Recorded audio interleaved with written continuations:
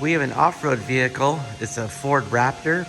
It has a large AC compressor on the motor, and it has two evaporators. One inside the cab towards the front. Right inside there, there's an evaporator, the cooling part. Then there's one in a box built in the back. So we have two internal evaporators, and then we have two condensers with some fans. I know they're in a row. That's not the best, but that's what fits. That's what we have to do.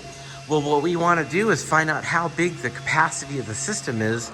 That way we have a chance of putting the right oil when we add the Freon and then the amount of oil for the system.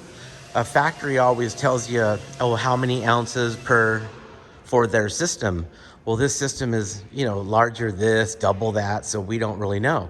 I Googled it and I couldn't find the easiest way to figure out the system. Everyone recommends, just put 4 ounces of oil. So we wanted to do an experiment. So what we did is we hooked up the gauges to the system. And then what we did is we pulled a vacuum on it to evacuate the system. And then what we did is we used a bottle that we'd have a known amount. The internal volume of that is 205 cubic inches. So we evacuated the system. We have a known volume at 205 cubic inches. We put 450 pounds. So what we did is we have the hook up the system, pulled a vacuum. We know the original volume. Here's a formula. Just pressure 1 times volume 1 equals pressure 2 times volume 2.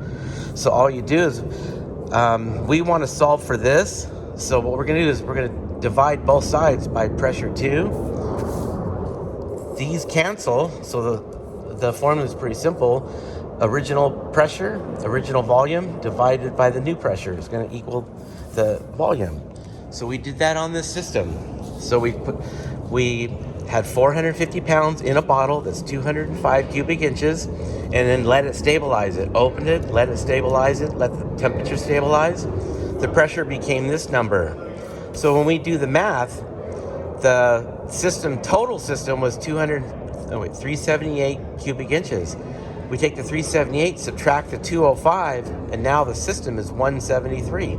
So now we know, or have a pretty good indication that this system, the capacity is 173. So now we can go, okay, how many fluid ounces of oil do we add to the 173? Anyway, I didn't see anything when I Googled it, so I figured I'd post this for anyone else that has a problem.